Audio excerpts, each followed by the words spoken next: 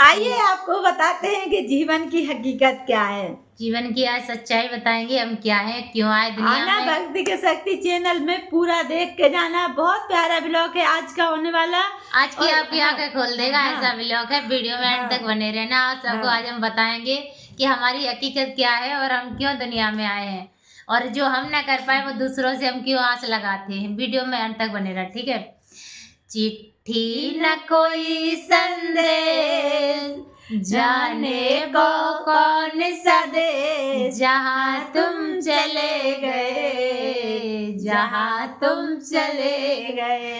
एक फोटो होगी उस पे बस हार लटका होगा, यही गाना बज रहा होगा। वो भी कितने दिन बजता है? 1-2 दिन बजेगा। स्टेटस लगाएंगे लोग, बहुत लोग लगाएंगे और इमोजी लगाएंगे रोने वाली। रोता कोई नहीं है। ऐसा है कि तुम्हें लगता है कि हमारे बिना चलेगा नहीं, सब चलता है। जब तक तुम हो तुम्हें लगता है कि ये मर जाएगा भूखन, ये कैसे रहेगा, वो कैसे, सब रहते हैं मजे से। सब ऊपर वाला सबको रहने की शक्ति दे देता है। इसलिए अगर किसी के लिए अपनी आत्मा त्याग रहे हो तो भाई हाथ जोड़ रिक्वेस्ट है, किसी के लिए मत। अपन जीवन अपने लिए मिला है, किसी और के लिए नहीं। तो इस जीवन की हम बहुत बड़ी कड़वी सच्चाई बताते हैं कि जब तक तुम जिंदा हो तब तक तुम दूसरे के बारे में सोच रहे हो। इससे बढ़िया है कि तुम अपने बारे में जरूर सोचना। अगर तुम्हारी ये सांस रुक जाती है उसके बाद तुम्हारे परिवार वालों को ना 12 घंटे भी रखना बहुत बड़ी बात हो जाती है। कितनी रोए बेचारे, 1 घंटे से ज्यादा कोई नहीं रो सकता है। मिट्टी बगल में पड़ी होगी, चाय की चस्की लगा रहे होंगे। ये परिवार की हकीकत होती है। अब तो मर के चले जाओगे, आपको कुछ नहीं पता है कि इस दुनिया में क्या होता है। दोस्तों हम तो यही कहेंगे कि आप जितने घड़ी इस दुनिया में रहते हो उस भगवान का भजन करो, अपना काम भी करो, उसके साथ साथ प्रभु की भक्ति करो, जिससे आपको मुक्ति मिल सके। तुम सोचो कि हमारे मरने के बाद हमारा परिवार, हमारे बच्चे हमारे लिए कुछ तर्पण दान करेंगे। और हमने जीवन में क्या किया? हमें भगवान ने इतना कीमती वक्त देकर भेजा और उसमें हमने क्या किया? जब हम छोटे थे तो हमने खेल कूद में, पढ़ाई में लगा दिया। जब हम बड़े हुए तो जवानी आई और हमने काया सुधारने में लगा दी, बच्चों में लगा दिया। हाँ, तो हम ये काया सजाते रहे, ये काया भी जल जानी है। और कमा के माया जोड़ते रहे, वो भी माया रह जानी है। सुख सुविधाएं जितनी हमने जुटाई है वो परिवार वाले इस्तेमाल करेंगे, तुम नहीं। पर तुम क्या करोगे, अपने लिए क्या किया जीवन में, यही हमारा वीडियो है। तुम्हें भगवान ने अपने लिए 80 साल का, 20 साल, 150 जो भी आपको जिंदगी मिली है उतना अपने लिए टाइम दिया था कि अपने लिए दुनिया में जाओ, कुछ करके आओ। लेकिन तुम खुद तो ऐश करते रहे। अब जब तुम्हारी तर्पण दान की बारी आई तो तुम बच्चों पर आस लगाते हो। जो तुम्हारा काम था, अगर तुम दान करते तो इसके बल पे तुम्हें वहाँ सब कुछ मिलता। तो अब तुम बच्चों पे आस लगाते हो, क्या भरोसा बच्चे आपके लिए करेंगे? जब तुम खुद ना कर पाए तो बच्चों का क्या भरोसा है कि वो करेंगे ही। करते हैं वो अच्छी बात है ना। कर्तव्य सिर्फ निभाना चाहिए, परिवार के साथ सारे फर्ज निभा देना चाहिए। उसके साथ साथ अपने लिए भी वक्त निकाल के थोड़ा भजन कर लेना चाहिए। और भजन एक साथ में नहीं होता है कि हमने बहुत सारे पैसे कमा लिए भक्ति खरीद लेंगे, नहीं। ये तो ऐसी सीढ़ी है भक्ति की, थोड़े एक एक सीढ़ी से चढ़ के तब बहुत कुछ चढ़ना पड़ेगा। जो परिवार है इसी के साथ भक्ति करके आगे चढ़ना पड़ेगा, तभी चढ़ पाओगे। नहीं तो आप इस दुनिया में ही उलझे इस दुनिया से एक दिन निकल जाओगे, कुछ भी नहीं अपने लिए कर पाओगे। और जब तक हमारे हाथ पैर चले हमें अच्छा काम करना चाहिए, नेक काम करना चाहिए। अगर कहीं धर्म का काम हो रहा है उसमें जरूर सहयोग करना चाहिए, हाथ बढ़ा के। क्यों, हमारे परिवार को हम कितना भी दे देंगे तब भी यही कहेंगे कि मर गया बुढ़ा और कुछ नहीं रह गया तुमने मेरे लिए। तो इसके लिए हम कहते हैं कि माँ कालका का मंदिर बनने जा रहा है। आज अगर मंदिर बनने जा रहा है सब लोग सपोर्ट करें, थोड़ा थोड़ा दान करें, कोई लेके नहीं जाएगा धन को। 13वीं का खर्चा इसी में दे जाए। 13वीं आपकी जितने में होगी ना उतना मंदिर में दे दो, भगवान आपको उसके बल पे आपको वहाँ पे भोजन दिलवाएगा। यकीन नहीं है तो बच्चे नहीं अगर पुण्य दान करेंगे, आपकी 13वीं नहीं करेंगे तब भी चलेगा।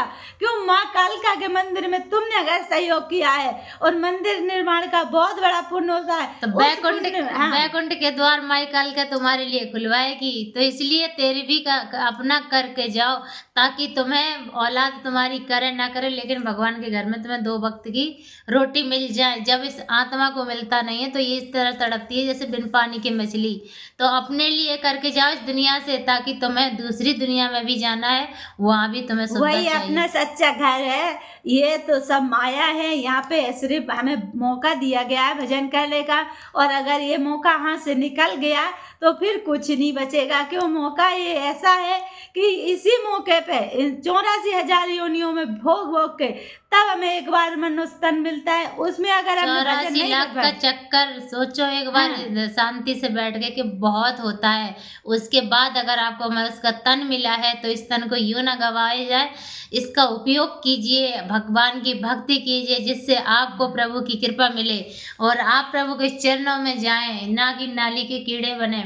तो दोस्तों, अगर तुम 2 वक्त का भोजन और नींद और बच्चे पालने में अगर वक्त बिता दिया तो आप सुअर से बढ़ के नहीं हो। ये तो जानवर भी कर लेते हैं। मनुष्य तन पाए हो तो कुछ बनो, अच्छा काम करो, तो प्रभु की भक्ति आपके करो। देश में, आपके नगर में, आपके शहर में कुछ धर्म का काम हो रहा हो, जरूर आगे आना चाहिए और अपना फर्ज निभाना चाहिए। थोड़े थोड़े सहयोग से काम होते हैं।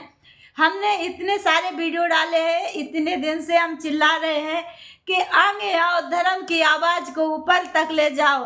अगर आपके कानन तक आती है आवाज और आप इग्नोर कर देते हो तो आप सच्चे सनातनी नहीं हो, क्योंकि ये माँ कालिका का मंदिर बनने जा रहा है। और माँ कालिका का मंदिर बनने कोई आसान बात नहीं है दोस्तों। पूरी दुनिया में एक बार ऐसा डंका बजेगा कि माई कालिका का मंदिर बन रहा है।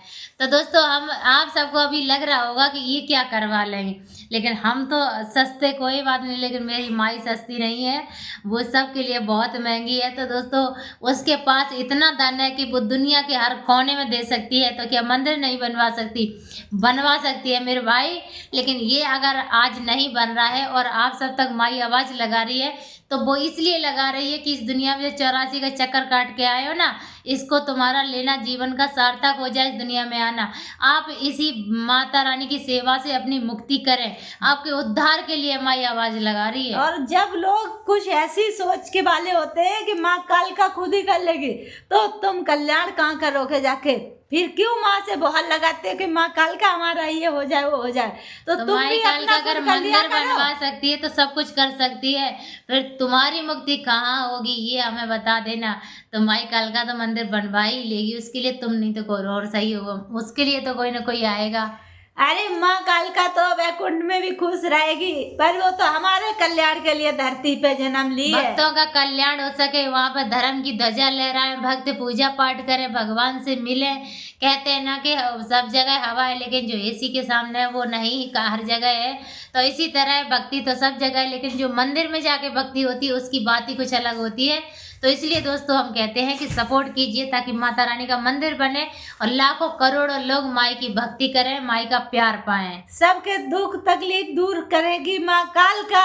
आप एक कदम बढ़ाइए भक्ति के लिए, माँ कालिका दोस्तों के लिए। एक छोटा सा भजन हम आपको सुनाना चाहते हैं, अच्छा लगे तो जरूर कमेंट में बताना। तो हम यही एक भजन बनाए हैं माता रानी के लिए। कालिका देती है आवाज, आज तुम आओ मेरे द्वार। कालिका देती है आवाज, आज तुम आओ मेरे द्वार। करो तुम मंदिर का निर्माण, करो तुम जीवन का कल्याण।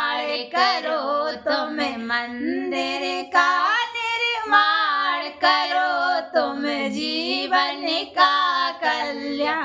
अरे हसीना समझो है बड़ी महान, कालिका देती है आवाज। कालिका देती है आवाज, आज तुम आओ मेरे द्वार। जय माई कालिका। अच्छा लगा हो तो सपोर्ट करना। जय माँ कालिका।